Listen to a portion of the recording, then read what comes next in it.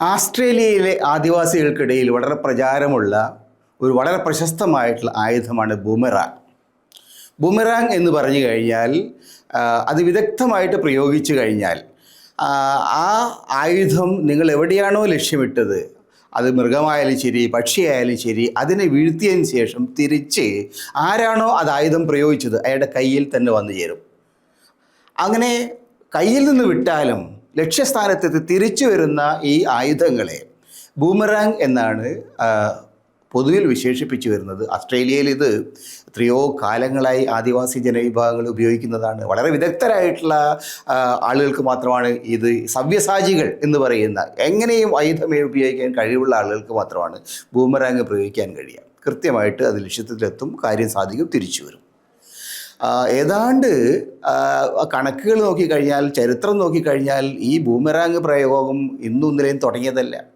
ഓസ്ട്രേലിയയിൽ മാത്രമല്ല, ഈജിപ്തിൽ, അതുപോലെ തന്നെ ലാറ്റിൻ അമേരിക്കയിൽ, മായ, ഇങ്ക തുടങ്ങിയ ആദിവാസികൾക്കിടയിൽ ഒക്കെ തന്നെ ഇത്തരത്തിലുള്ള ആയുധങ്ങളുണ്ടായിരുന്നു. എന്ന് വെച്ചാൽ ആദിവാസി ജനവിഭാഗങ്ങൾ നമ്മൾ വിചാരിക്കുന്ന മാതിരി അങ്ങനെ വെറും പിന്നോക്കക്കാരല്ല. അവർക്ക് വലിയ സാങ്കേതിക വിദ്യകൾ, അവരുടേതായ കഴിവുണ്ടായിരുന്നു. അവർക്ക് അവരുടെ ആയുധങ്ങൾ പ്രയോഗിക്കാനുള്ള ബുദ്ധിശേഷി ഉണ്ടായിരുന്നു, കഴിവുണ്ടായിരുന്നു. ഓസ്ട്രേലിയയിലെ നാഷണൽ മ്യൂസിയത്തിൽ വെച്ചിരിക്കുന്ന ബൂമറാങ്, ഏറ്റവും പഴക്കമുള്ള ബൂമറാങ് ക്രിസ്തുവിനും 10,000 വർഷം മുമ്പ് ആദിവാസികൾ ഉപയോഗിച്ചൊരു ബൂമറാങ് ആണെന്നാണ് ചില ചരിത്രകാരന്മാർ പറയുന്നത്. അതായത് 12,000 വർഷം മുമ്പ് തന്നെ പ്രയോഗിച്ച ആയുധങ്ങൾ ഇന്നും ഭൂമിയിലുണ്ട്. അതാണ് ബൂമറാങ്ങിൻ്റെ കഥ.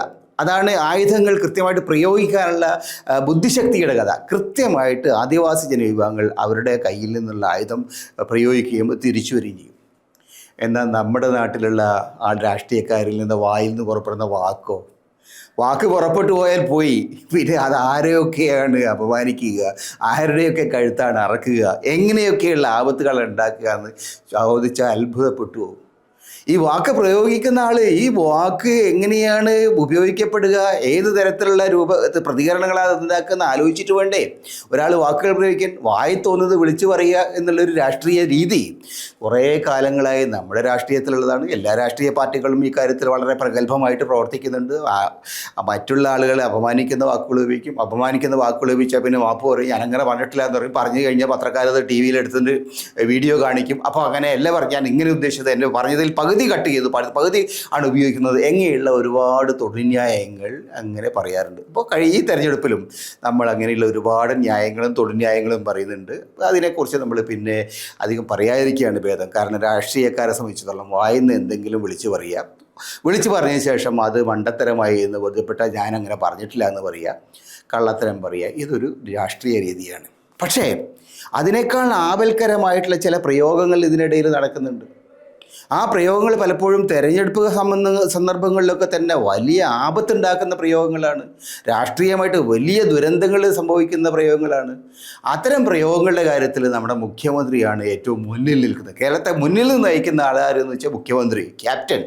അദ്ദേഹം തന്നെയാണ് ഈ വാക്കുകളുടെ പ്രയോഗത്തിലും അത് മറ്റുള്ളവരെ മുറിവേൽപ്പിക്കുകയും തനിക്ക് തന്നെ സ്വയം മുറിവുണ്ടാക്കുകയും തൻ്റെ പാർട്ടിക്ക് തന്നെ ഭാരമായിട്ട് തീരുകയും ചെയ്യുന്ന തരത്തിലുള്ള പദപ്രയോഗങ്ങളുടെ കാര്യത്തിൽ ആശാൻ ആര് എന്ന് ചോദിച്ചാൽ ഇന്ന് കേരള രാഷ്ട്രീയത്തിൽ അതിന് മുമ്പിൽ നിൽക്കുന്നത് പിണറായി വിജയനാണ്. അദ്ദേഹത്തിൻ്റെ പല വാക്കുകളും പല വാചക പ്രയോഗങ്ങളും കേരളത്തിൽ വളരെ പ്രസിദ്ധമാണ്.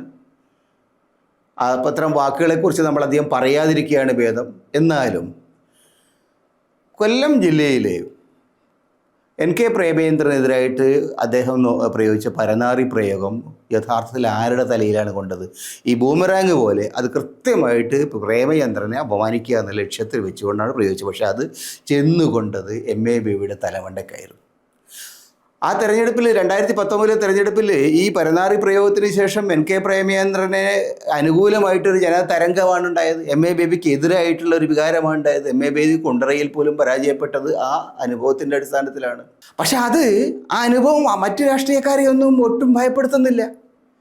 അതേ തെരഞ്ഞെടുപ്പിൽ രമ്യ ഹരിദാസ് എന്ന് പറയുന്ന ഒരു പെൺകുട്ടി ആലത്തൂർ മണ്ഡലത്തിൽ മത്സരിക്കുന്നുണ്ടായിരുന്നു, ലോക്സഭയിൽ മത്സരിക്കുന്നത്. അപ്പോൾ ആ സമയത്താണ്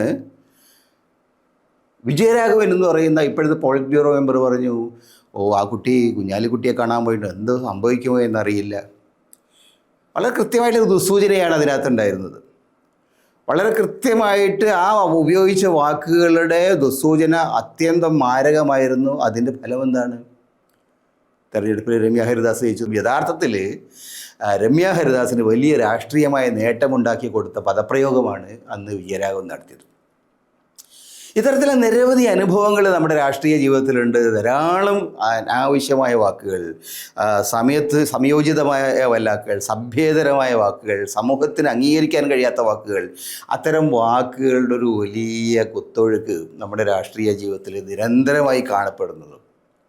മറ്റുള്ള ആളുകളുടെ നേരെ എങ്ങനെയും എന്തു വാക്കും പ്രയോഗിക്കാമെന്നുള്ള ഒരു സമീപന രീതി കേരളത്തിൽ തീർച്ചയായും ഏറ്റവും കൂടുതൽ ശക്തമായിട്ട് പ്രയോഗിച്ചു വരുന്നത് ഇടതുപക്ഷ രാഷ്ട്രീയ പ്രസ്ഥാനങ്ങളുടെ തലപ്പത്തുള്ള ആളുകളാണ്.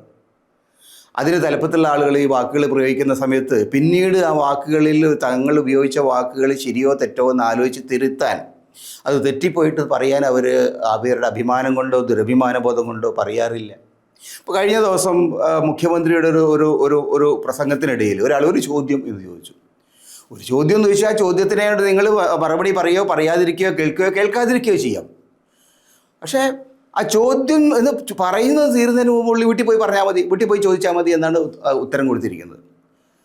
പൊതുരംഗത്ത്, പൊതുജീവിതത്തിനകത്ത്, പൊതുസമൂഹ രാഷ്ട്രീയത്തിൽ ഇത്തരത്തിലുള്ള ആളുകളുടെ ഭാഗത്തുനിന്ന് വരുന്ന വാക്കുകൾ, ചോദ്യങ്ങൾ, അതിനോടുള്ള പ്രതികരണം ഈ തരത്തിലുള്ള ഒരു പ്രതികരണമാകുമ്പോൾ സ്വാഭാവികമായിട്ടും വാക്കുകൾ, വായിന്ന് വരുന്ന വാക്കുകൾ പിന്നീട് അതിന് നമുക്ക് നിയന്ത്രിക്കാൻ കഴിയാത്ത പ്രത്യാഘാതങ്ങളുണ്ടാകും. അത് പണ്ടൊരിക്കൽ ഏതാനും വർഷങ്ങൾക്ക് മുമ്പ് ടി.പി. ചന്ദ്രശേഖരനെതിരായിട്ട് അദ്ദേഹം ജീവിച്ചിരിക്കുന്ന കാലത്തും അദ്ദേഹം മരിച്ചതിന് ശേഷം കൊലങ്കുത്തി എന്ന വാക്ക് പ്രയോഗിച്ചു. എന്തുണ്ടായി? ആ കൊലങ്കുത്തി പ്രയോഗം അന്നും ഇന്നും CPM എന്ന പാർട്ടിക്ക് ഒരു വലിയ ആപത്തായി നിൽക്കുന്നുണ്ട്. ആളുകൾ ഓർക്കുന്ന സമയത്ത് വളരെ അമാന്യമായ, സംസ്കാരശൂന്യമായ ഒരു വാക്കായിട്ട് അതിൻ്റെ ഫലം എന്ത്? ആ പ്രദേശത്ത്, ഒഞ്ചിയം പ്രദേശത്തുണ്ടായിരുന്ന കമ്മ്യൂണിസ്റ്റ് പാർട്ടിയുടെ അടിത്തറ അതോടുകൂടി തകർന്നു.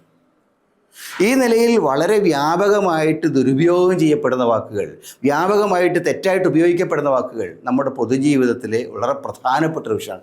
ബൂമറാങ്ങിനെ കുറിച്ച് പറയുമ്പോൾ ബൂമറാങ് ഉപയോഗിക്കുന്ന ആൾക്ക് അത് തിരിച്ചെടുക്കാൻ അറിയാം.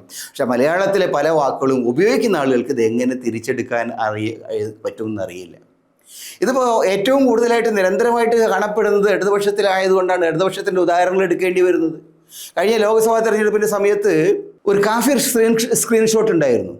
കാഫിർ ആയിട്ടുള്ള മറ്റേ ശൈലജയ്ക്ക് വോട്ട് ചെയ്യരുത് എന്ന് ഏതോ ലീഗുകാരൻ പറഞ്ഞു എന്നൊരു പ്രയോഗമാണ് ഉണ്ടാക്കിയത്. ഒരു ലീഗുകാരൻ പറഞ്ഞതില്ല. കാരണം ആരോപണം ഉന്നയിക്കപ്പെട്ട ഒരു ലീഗുകാരൻ്റെ ഫോണ് അദ്ദേഹം കോടതിയിൽ ഹാജരാക്കി, പോലീസ് സ്റ്റേഷൻ, അതിലൊന്നും അതില്ല. മാത്രമല്ല CPMൻ്റെ മുൻ MLAയുടെ വീട്ടിൽ നിന്ന് ആ ഫോണിലാണ് ആദ്യമായിട്ട് അത് പുറത്തേക്ക് വന്നത്. അതിലൂടെയാണ് പുറത്തേക്ക് വന്നത്. അപ്പോൾ അത് എവിടെ ഉണ്ടാക്കിയെന്ന് ചോദിച്ചാൽ ഉടനടി ഉത്തരം, യഥാർത്ഥത്തിലുള്ള ഉത്തരം അത് ഇടതുപക്ഷ കേന്ദ്രങ്ങളിൽ ഉണ്ടാക്കിയിട്ട് വലതുപക്ഷത്തിൻ്റെ തലയിൽ കെട്ടിവെക്കാൻ ശ്രമിച്ചു എന്നുള്ളായിരുന്നു. മുസ്ലിം ലീഗിൻ്റെ തലയിൽ കെട്ടിവെക്കാൻ ശ്രമിച്ചുള്ളൂ. അതുകൊണ്ട് ഇതുണ്ടായി. ജനങ്ങളിത് തിരിച്ചറിഞ്ഞതോടുകൂടി KK ശൈലജയുടെ നട്ടെല്ലൊടിഞ്ഞു.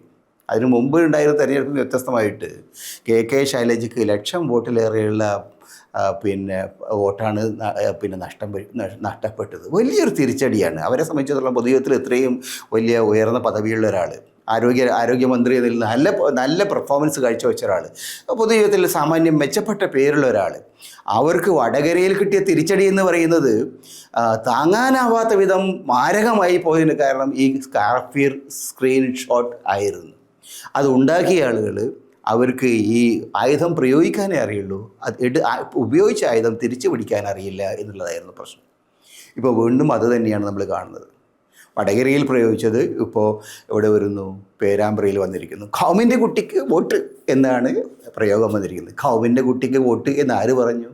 ആരാ പറഞ്ഞത് ആർക്കും അറിയില്ല. പക്ഷേ ഇങ്ങനെയുള്ള ഖൗമിൻ്റെ കുട്ടിക്ക് വോട്ട് എന്ന് പറഞ്ഞുകൊണ്ട് മുസ്ലിം ലീഗിൻ്റെ പ്രവർത്തകരും വോട്ട് പിടിക്കാൻ ശ്രമിക്കുന്നു, വർഗീയമായിട്ട് ചേരിതിരിവുണ്ടാക്കാൻ ശ്രമിക്കുന്നു എന്ന് ആരോപണം ഉയർന്നത്, അപ്പം തന്നെ ആരോപണം ഉയർത്തിയിരിക്കുന്നത് ഇടതുപക്ഷത്തിൻ്റെ പോളിംഗ് ബൂത്തിൽ നിന്നാണ്, ഇടതുപക്ഷത്തിൻ്റെ പ്രചാരണ വാഹനങ്ങളിലാണ്. ആദ്യം അതിൻ്റെ ഇടതുപക്ഷത്തിൻ്റെ സ്ഥാനാർത്ഥിയായിട്ടുള്ള TP രാമകൃഷ്ണൻ ഞാനൊന്നും അറിഞ്ഞില്ല, ഞാനൊന്നും കേട്ടില്ല, എന്താ അന്വേഷിക്കട്ടെ, കണ്ടെത്തട്ടെ എന്ന് പറഞ്ഞു. പക്ഷേ ഇലക്ഷൻ കമ്മീഷൻ നോട്ടീസ് അയച്ചപ്പോഴേ ഇലക്ഷൻ കമ്മീഷൻ ഇത് കാര്യമായിട്ട് എടുത്തു എന്ന് ബോധ്യപ്പോഴേ, കാരണം വളരെ ഗൗരവമുള്ളൊരു ആരോപണമാണിത്, വളരെ ഗൗരവമുള്ള പ്രശ്നമാണ്. ഇനി അഥവാ ടി പി രാമകൃഷ്ണൻ ജയിച്ചാൽ പോലും നാളെ തെരഞ്ഞെടുപ്പ് റദ്ദാക്കാനിടയുള്ള വിധം വർഗീയമായിട്ടുള്ള പ്രചാരണത്തിൻ്റെ ഒരു ഉദാഹരണമാണിത്.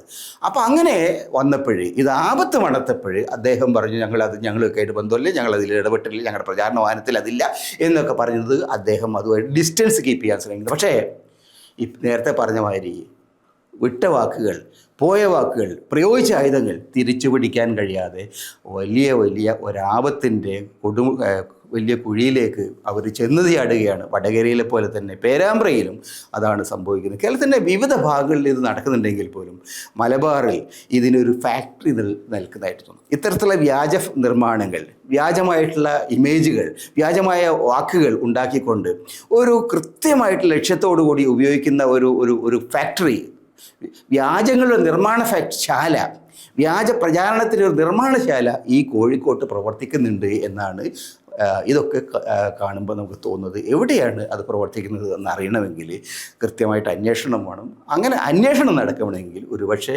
പിണറായി സർക്കാർ മാറേണ്ടതായിട്ട് വരും എന്ന് തന്നെ സംശയിക്കണം.